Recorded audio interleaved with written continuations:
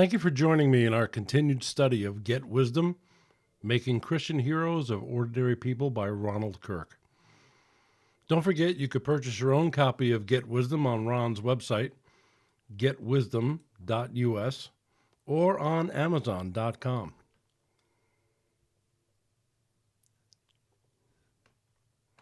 Last week we concluded with the personal principles.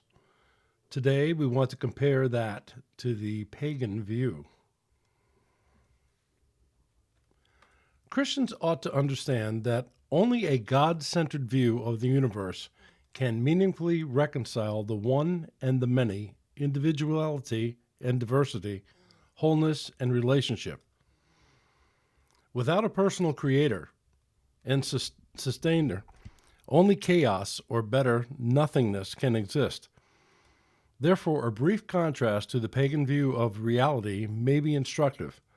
Pagan man wants independence in the universe so that he may be God. This is the essence of the fall: personal judgment and being independent from the counsel, government, and love of God. Pagan man therefore conceives a universe which is essentially self-existent, but with no moral component, which may place demands upon him. After some unknown law existing in matter and energy, the pagan view postulates some original event occurred which sent matter and energy scurrying about the nothingness, eventually to coalesce into meaningful forms. This is the Big Bang, or whatever. In the case of the Earth, the forms took on sufficient organization to create and support life. The inherent laws in nature were sufficient to provide for increasingly complex life forms and ultimately a man with a relatively high nature and native intelligence. This man is thus capable of forming his own destiny. While on the surface, all of this may sound plausible, but the truth is that one commits intellectual suicide to hold such a view. First of all, the modern scientific atheist conceives of some rudimentary stuff which the universe is made.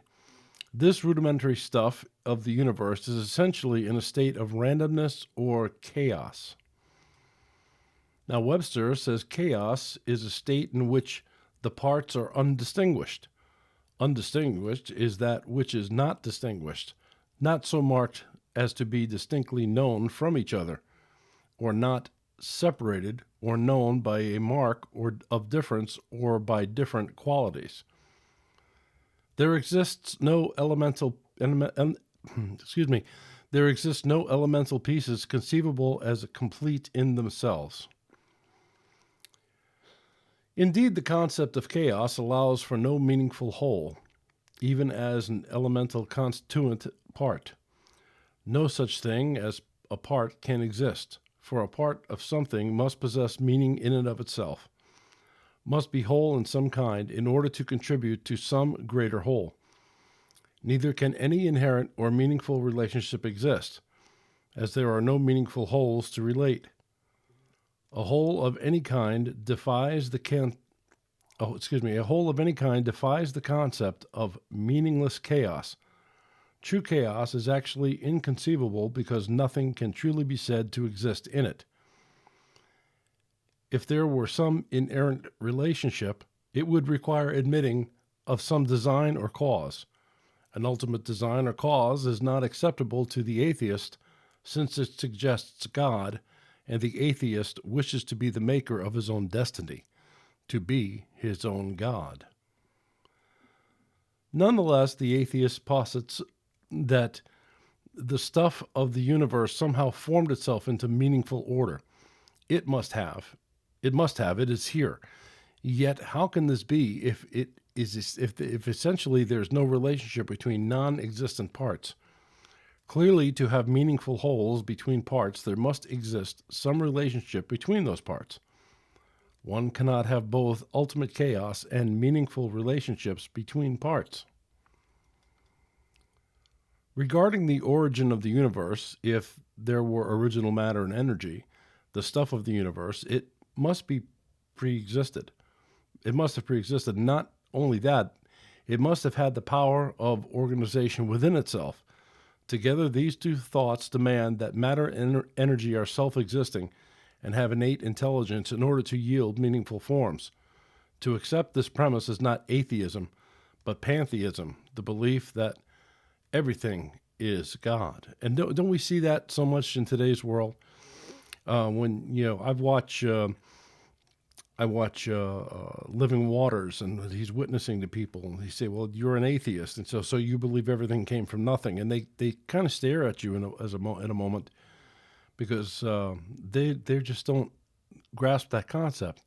Oh yeah, I believe everything came from nothing, which is impossible. The Hindus and their derivatives, such as the Buddhists, appear to be the only intellectually honest pagans at this point. On this point, the Hindus recognize that they cannot reconcile individuality, wholeness, and meaning with diversity apart from a personal God. They will not accept a personal God. Therefore, the Hindus believe that our material world is essentially an illusion. This illusion, though through various incarnations of moral testing, will finally yield to the ultimate reality, the cosmic mind, essentially nothingness, and the ultimate blend, also known as nirvana. What an attractive end for the faithful. Certainly, a non-theist universe does not support modern atheism. Consider for a moment the kind of historical culture this religious view has produced in its respective countries compared to those of Christendom. There are few countries as impoverished and debased as the Hindu ones. In order to be a god, to have intellectual control over himself and his environment, the pagan must make himself the center of the universe. Yet his origin is one of complete and entire hostility to wholeness and meaning. This schizophrenic view of the universe is all the pagan has. The description of every non-theistic philosophy or religion ever described becomes increasingly complex as it seeks to obscure its fatal flaw as a view of the ultimate nature of things, the inability to reconcile unity and diversity. In order to be a god, to have intellectual control over himself and his environment, the pagan must make himself the center of the universe, yet his origin is one of complete and entire hostility to wholeness. Pagan man looks to nature for a defense of his humanistic religious view, though he cannot reconcile the meaninglessness and destruction found in nature. Men wish themselves to be gods, and in their control of their own destinies, yet they realize the forces of nature largely dictate to them how they must live. When nature fails to support their views, the scientific and poetic humanist resorts to the occult. This was the historic turn the Renaissance took, becoming the Enlightenment. Now, the harsh facts of life must be reconciled in a cosmic leap of faith. This is essentially attempting to enter the spiritual realm, the dwelling place of God, through the back door. Jesus said, "Unless you enter through him, the front door, you are a thief and a robber." Such thieves and robbers are justly turned over to the power of demons and their slavery, which always leads to death unless the one enslaved turns to Christ to be set free. In the end, while pagan man attempts to establish independent meaning and morality for himself, he actually destroys his self-meaning.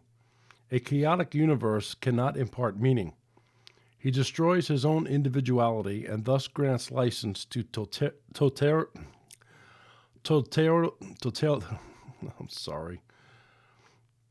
he has no meaning except that it's defined by society, manifest in the form of the state. History, as in the case of the fallen Soviet Union, roundly proves the state cannot establish the meaning and goodness men seek. In fact, altogether, men make very poor gods. On the other hand, Christians have no trouble reconciling unity and diversity, the one and the many. We have God Himself, in His own nature, expressing both. We are told He created His universe upon the principle. We have individuality, that is, meaningful wholes, and we have diversity. We live a rich and a good liberty under law. No problem. We can even reconcile good and evil under the light of revelation. We accept God's explanation of faith. We accept God's explanation of things in faith. We cannot well conceive one God in three persons, nor of good and evil as part of the same system, for example. Nonetheless, upon acceptance of God's witness of Himself, we have perfect reconciliation of all things. Hallelujah. To do a comparative illustration, because of peer pressure and because God will have order, godless individualism inevitably leads to collectivism. The tyranny of the individual must be replaced by a central tyranny to govern the slavish character that makes the flesh its god. In turn, central tyranny is the tyranny of the powerful individual or collective at the top of the heap. Such tyranny is designed to use others to build security against the fear of death. Hebrews 2:15. As Dr. Rushdoony has pointed out, the anarchy and tyranny correspond and arise together. Paul Giel, author of Go Ye Therefore and Teach, a popular teacher of America's Christian history, originated the idea for this and the other chart illustrations associated with the 7 principles. The form is useful. It demonstrates the balance of biblical doctrine needed to walk the narrow path. It also demonstrates that the human corruptions of God's truth will lead to evil.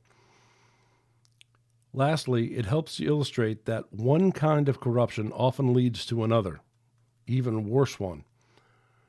Please understand, though, that any analogy will break down at some point because nothing is exactly like another thing. Extensive scrutiny of these illustrations will inevitably lead to such a breakdown.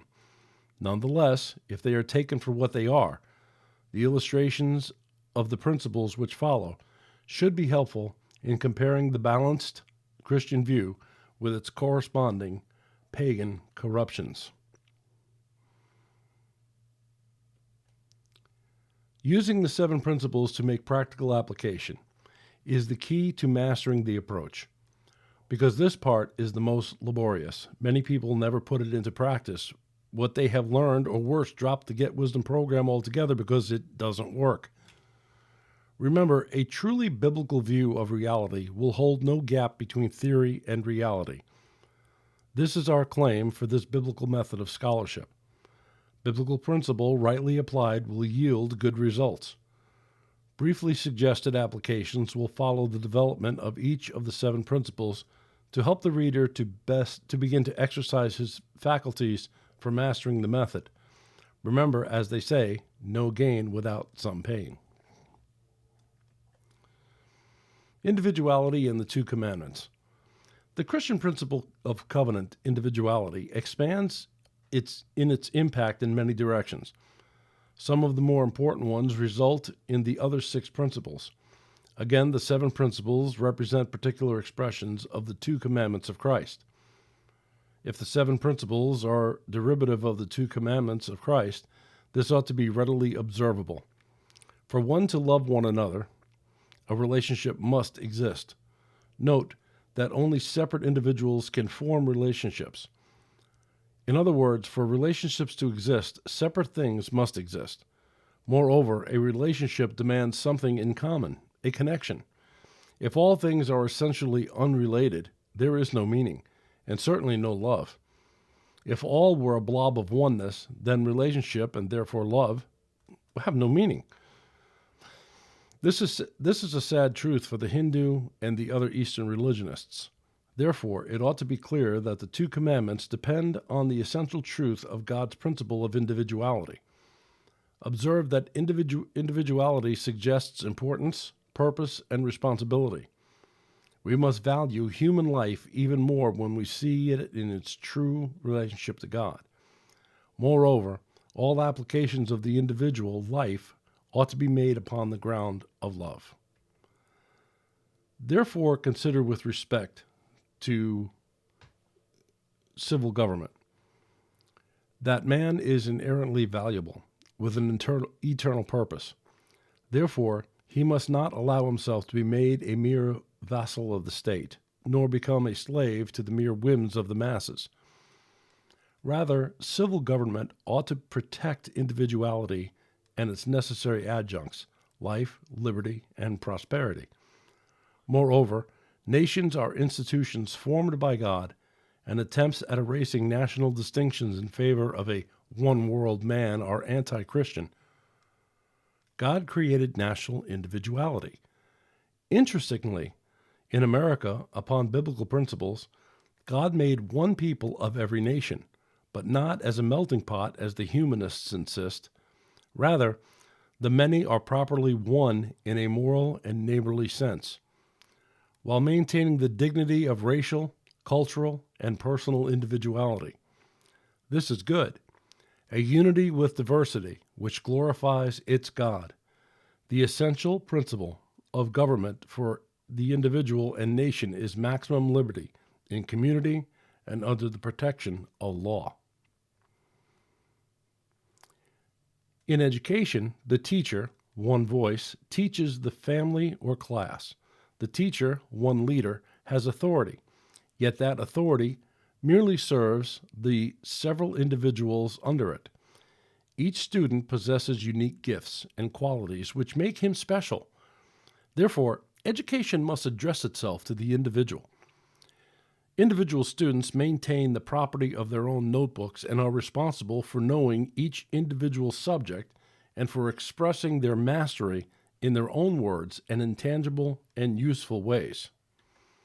For the curriculum, each student originates with God. Each subject originates with God under the same universal principles underlying all creation, and yet manifests a unique expression of each of them. The individual imaginatively creates, but under the government of God's plan for the subject, that is, within the bounds of God's revealed design for and of the internal nature of the subject. In turn, the individual makes unique contributions towards the godly development of the subject. God provides the raw materials and biblical design. Man grows in his craftsmanship to produce ever better expressions by faith. God brings the increase. Each subject makes its strategic contribution to the whole education of the learner. In learning verbal language, for example, each sound must be distinct for proper communication, not slurred.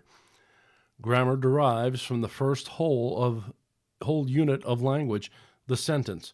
Mathematics is the science which represents individuality in nature, counting units with other units to form or define useful new wholes, or to relate fractional parts to some whole. History is the study of God's providence in various individuals, from the smaller to the greater, from the individual person to the individual nation, from individual events to whole movements. Every individual, strategic, school, and life subject relates to God's plan of redemption for mankind. Christ reconciles all things to himself. What about individuality and the family? The individual belongs to an immediate family. Within the family, we share one purpose generally, with one set of rules to govern. This unity provides a foundation for family ministry to each member. Thus, each member receives love individually. Each individual requires special treatment as his character and personality demand, so as to best prepare him for his eternal place in God's kingdom. Parents must prepare the children to walk worthily in Christian liberty as godly individual adults. Parents who do not see their children as future peers in the Lord may not cultivate what should be a most satisfying and lifelong friendship. Individuality and the individual.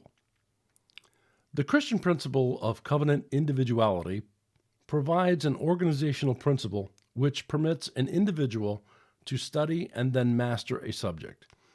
The Christian principle of covenant individuality allows the building of ever greater mastery, since any subject can relate to a greater sphere of subjects of which the individual subject is a part.